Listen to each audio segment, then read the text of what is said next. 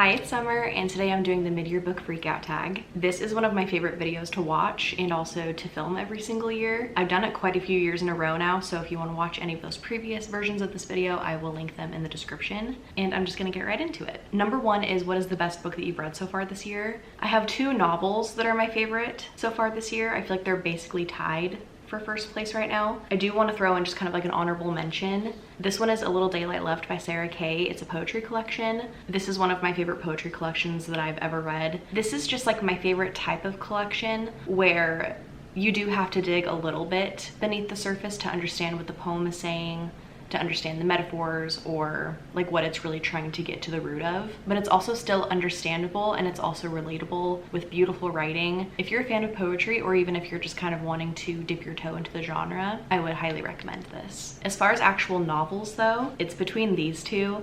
If I was being really super picky, I think this one might be a little bit more of a favorite. This is Give Me Butterflies by Jillian Meadows. It came out earlier this year. I got to read it as an ARC, and then I read it as an audiobook after it was published. So I read it twice now this year, and it's one of my new all-time favorite books. It is so sweet. It's a STEM romance. It has a single guardian trope. It has grumpy sunshine. It has the tiniest little bit of like enemies to lovers in the beginning. This one follows Finn, who is a grumpy astronomer, and Millie, who is a sunshiny entomologist, and they both work at the same science museum. Finn is the legal guardian to his two nieces, and it is just like the sweetest story with the sweetest romance. It also is a little bit spicy. I loved the found family and also just the actual family aspect of this. Millie's family is kind of not a big part, but they are part of the story, and you get to kind of get to know them. This series is going to follow, I believe, her siblings. Both of them have hard things that they're working through that have happened to them in their past or that are currently happening. So this is a really cute story that also has depth to it. I have been recommending this to everybody. Like, if I could make everybody read this, I would. It's so good. This one is like the complete opposite to that book. This is horror. It follows a young queer couple who is flipping this house. One of the first nights that they're at this house, the previous residents come knocking on the door and ask if they can come in and show their family around, and it goes from there. You've probably already heard about this one because it was on a lot of people's favorites list of 2024. It is worth the hype. This is like my favorite type of horror, both with books and like movies and TV shows. This is a book that I would highly recommend that you read physically or tandem read it. I do like 90% of my reading through audio, so I'm glad that I heard from people before reading this that I needed to read it physically. I did a tandem read with this one where you read physically and listen to the audiobook at the same time, and I felt like that was perfect. There are things in this book that just like add to the experience, and it keeps you like really involved with the story. This was just such a fun, creepy time. And I think it's also being turned into a movie sometime soon. I'm not gonna say any more though, because I think you should just like throw yourself into this one.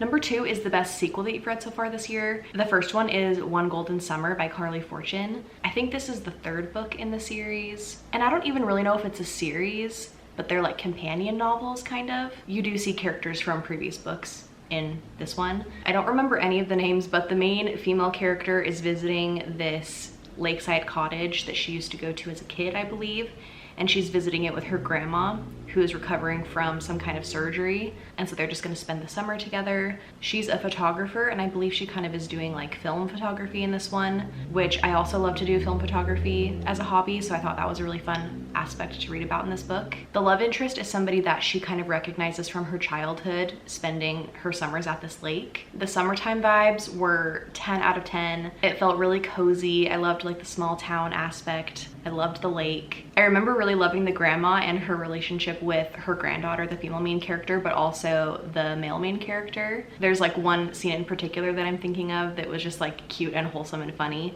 And then another sequel that I really enjoyed was Beg, Borrow, or Steal by Sarah Adams. It's the third book in the When in Rome series. Each of the books is based on an Audrey Hepburn film. I love Audrey Hepburn and her movies, and so that was one of my like favorite things about these books. This one I'm pretty sure is based on How to Steal a Million, which is really cute and I need to rewatch it. I haven't seen it in a long time. This series follows a group of siblings that live in this small town. The female main character in this one, I don't remember her name. I like forget names so easily, and I don't want to look up the synopsis, but she's a teacher, and in her free time she has been writing a romance novel, and she hasn't told anyone about it. This guy from her past has recently moved back to town, and he's also a teacher. He's a best-selling author, but nobody knows it. He keeps it a secret and he writes under a pen name. So they're both like authors, and it was really cool to like hear about the publishing world and about like how they write. I just liked that aspect of the book. She accidentally sends her manuscript for her romance book to someone that it shouldn't go to, and she is getting his help to retrieve this email.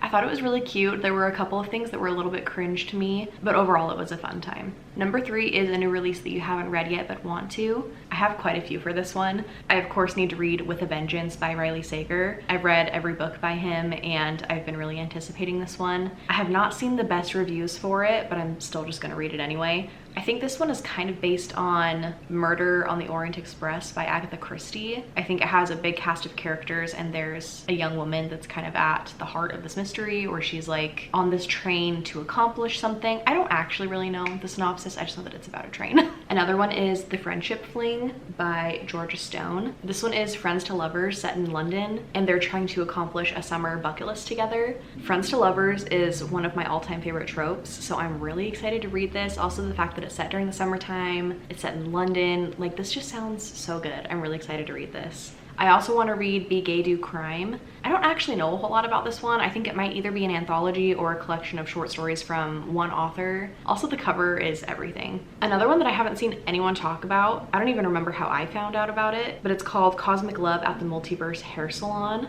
I'm pretty sure that it's queer and magical realism, science fiction-y, and without reading the synopsis, that's all I can remember about it.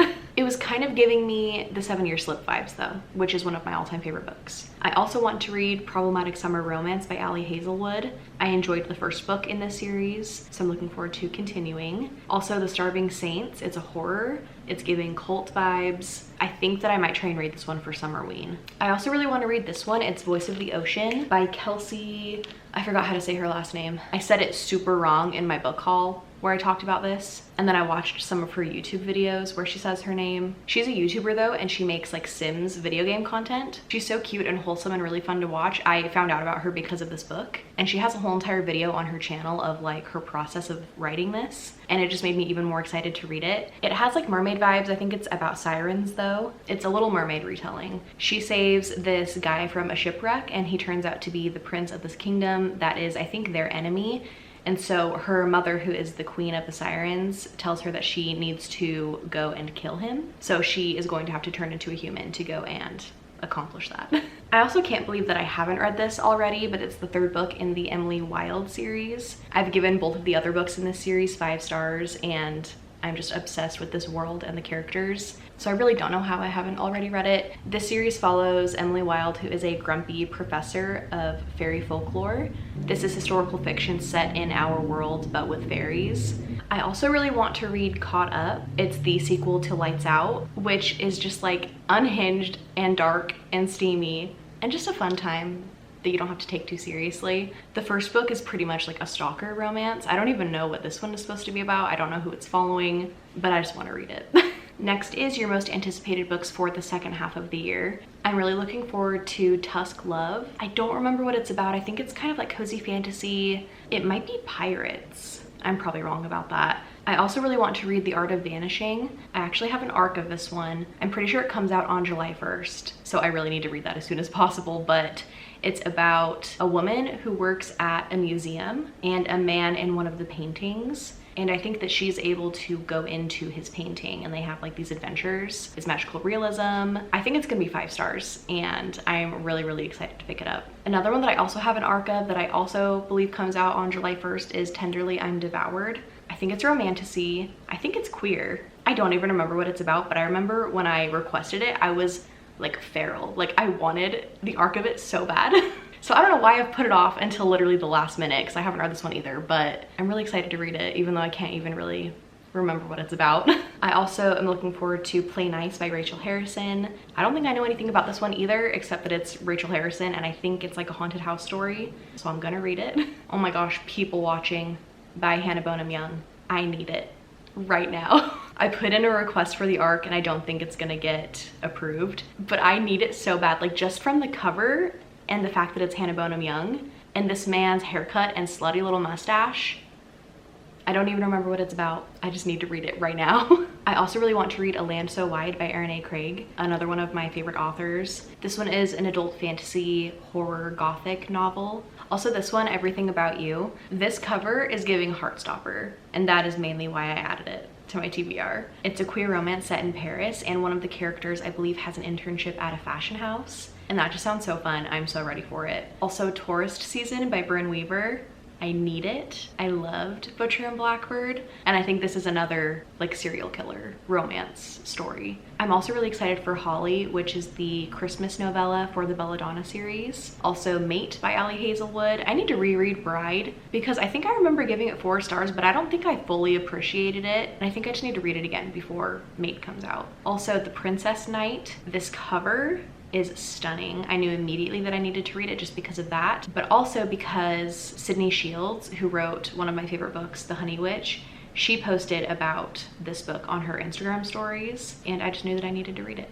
Another cover that I love, The Devil She Knows. I think it's a sapphic paranormal romance. Another beautiful cover, Hazelthorn. Queer, horror, dark academia, fantasy, say less. This one's a poetry collection. It's called A Rebellion of Care by David Gate. I have an ARC for this one. They are a new to me author, but I've heard really good things about their work and I really like the cover. Another poetry collection that I'm really excited to read, I also have an ARC for this one, is Starlight She Becomes by Parker Lee. I read one of her poems in a poetry collection. I loved her poem though, it was so powerful. And so when I found out she was coming out with her own like full collection, I knew that I needed to add it to my TBR. So I'm really excited to read that one. Next is, what are your biggest disappointments so far? I have a few. I feel like this year has been probably like my worst luck with reading, or maybe it's just that I'm starting to be more like harsh with my ratings or something. I've given way more 1 and 2 stars this year than I ever have. I guess this isn't about like the lowest rated books, it's about the most disappointing, which I feel like is pretty different. But I have had a lot of disappointments, I feel like, this year. The Teller of Small Fortunes was really disappointing to me. I thought this was gonna be 5 stars, but it was honestly really forgettable. I don't even remember hardly anything about it. A House at the Bottom of the Lake, I also thought was gonna be 5 stars because I've heard that it's just like weird, creepy horror, and it mostly just made me feel really uncomfortable, and I hated it. Oh, this one hurts to say, but First Time Caller by B.K. Borison was really disappointing. She's one of my favorite romance authors, and this one just like really didn't do it for me. I think I gave it like 3 or 3.5 stars. It was kind of forgettable and I didn't really feel the chemistry. I'm still probably gonna read the sequel though. Oh my gosh, this one hurts too. Say You'll Remember Me by Abby Jimenez. I was so bummed that I didn't love this one as much as I wanted to, or as much as I've loved her other books. I think I've given all of the other books from her that I've read either 4 or 5 stars. This one I gave, I think, 3. It was too sad. It was trying to do too many things at once. It was just frustrating and it felt like we couldn't catch a break. Another rough one was Great Big Beautiful Life by Emily Henry. Another just like 3-star meh book. I was so excited to read it, but it was just kind of boring, to be honest. And I didn't feel the chemistry between the characters. Another one that I was convinced was going to be 5 stars and it just wasn't was A Study in Drowning. It just really wasn't for me for some reason, but I did really enjoy the writing, so I would give something else by this author a chance again. Next is your biggest surprise. Give Me Butterflies kind of surprised me because I feel like I have a hard time finding like 5-star romances. A lot of the time they're just like 4 stars, like they're solid, but they're not new all-time favorites. I think I'm just kind of a pickier reader when it comes to romance. And I really just requested this off of NetGalley because I thought the cover was really cute and I thought like a STEM romance sounded kind of fun. But I really just kind of expected it to be like, you know, a 4-star romance. I was really surprised by how much I just loved it. Another one was Two Can Play by Ali Hazelwood. This is a short story and I didn't know that it was a short story before I picked it up, so I was kind of like sad when I was like, oh, I was ready for a whole entire story with these characters. And I hope maybe one day she will like elaborate on it. I also just kind of picked it up because I needed just like kind of a filler audiobook just to have something to listen to while I was doing things. I didn't really expect anything from it and I just didn't expect to enjoy it as much as I did. It's about 2 rival video game companies that have to work together, so it's kind of like enemies to lovers. It's also like forced proximity. For the Fans was also kind of like a similar experience where I picked it up just to have something to listen to and I didn't really expect a lot from it. I just wanted like a fun, steamy time. Also, just like anything that has a cover like this, I'm not going to expect great things. I know that's awful. I really judge a book by its cover though. But this one was so steamy, but also had like depth to it. And the characters actually had great chemistry and you felt like you actually got to know them and that they were getting to know each other. It really surprised me by how good of a book it was and how much I liked it. Another one that was kind of surprising was Silver Elite. I pretty much only read it because of like the controversy or whatever. A lot of people were saying that it was like really bad and that it was written by AI, but like I thought it was fine. I didn't think the writing was like anything to write home about. I mean, I don't remember a whole lot about it now that it's been like a few weeks, but I thought it was a fun time and I went into it with pretty low expectations.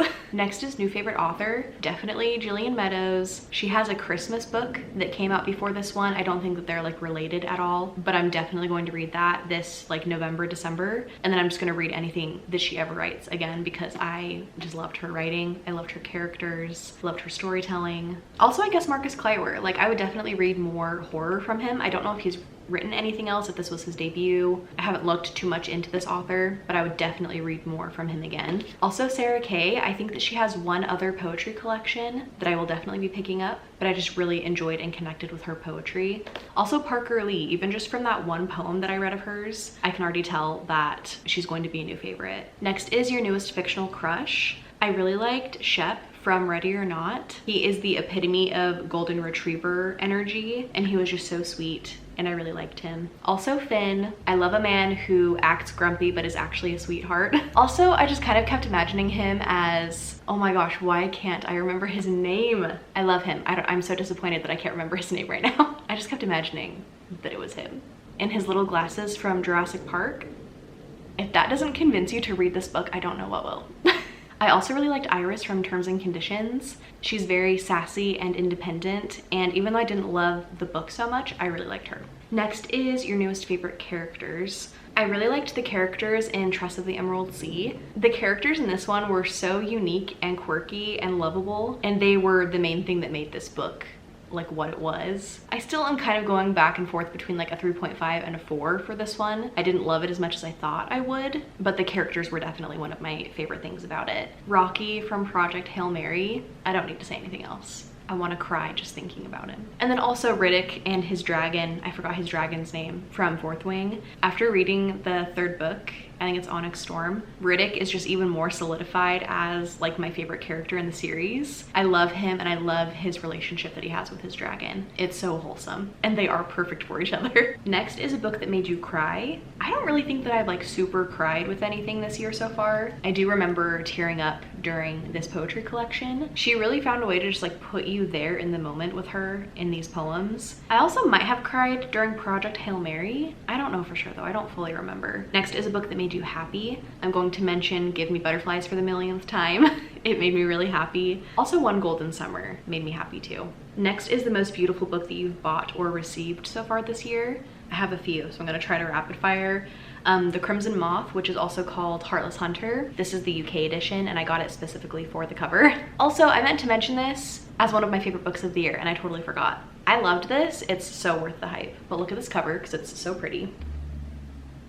I really don't like the US cover, so I knew that I needed to get that one. This one I just barely bought the other day. It's this beautiful edition of Sword Heart by T. Kingfisher. It also has sprayed edges.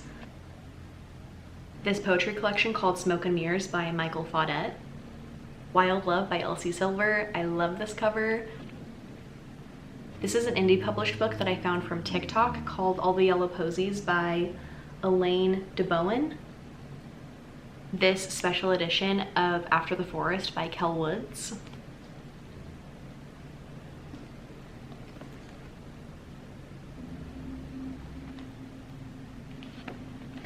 The Friendship Fling. I really like this trend with covers that it's kind of like, almost like comic book squares. Wild Love kind of almost has it too, but also People Watching kind of has it too. But I think like the little vignettes are just like a really cute way to kind of like show what the book is about and also just like visually interesting. This UK edition of Emily Wilde, stunning. And then I also love the cover of Voice of the Ocean. I love illustrated book covers and I just think this one is so pretty. The last question is, what books do you need to read by the end of the year? This year I decided to take the pressure off myself and not have any of those books that I like absolutely have to finish by the end of the year. I feel like every year that I do that, I never end up reading them because it's just like too much pressure. The only thing I care about is having like a few more 5-star books this year because I have been in a 5-star drought for like 3 months now. And it is actually driving me crazy. I'm starting to question if I'm even capable of giving a book 5 stars. So that's all I really care about, is to get like a handful of 5-star books in the second half of the year. Let me know in the comments what your favorite book of the year so far is, and also leave an emoji that describes that book. Or if you don't want to do that, you can just leave a butterfly emoji in the comments for my favorite book of the year. Thank you so much for watching, and I will see you in the next one.